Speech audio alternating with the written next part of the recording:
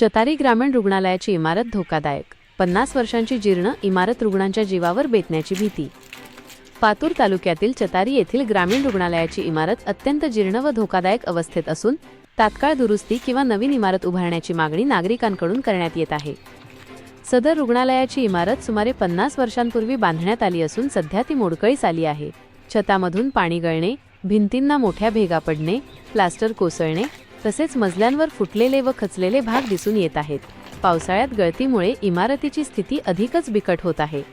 परिणाम, या रुग्णालयावर चतारीसह परिसरातील हजारो नागरिक अवलंबून आहेत. मात्र गरोदर महिला, लहान मुले व ज्येष्ठ नागरिकांसाठी ही इमारत धोक्याची ठरत आहे. असुविधा, वीज, पाणी व स्वच्छतेच्या सुविधाही अपुऱ्या असल्याचे चित्र आहे. याबाबत चतारी येथील सामाजिक कार्यकर्ते विकास गजानन कीर्तने यांनी सार्वजनिक आरोग्य विभागाकडे तक्रार दाखल करून तातडीने तपासणी, तात्पुरते उपाय व नवीन इमारतीसाठी निधी मंजूर करण्याची मागणी केली आहे.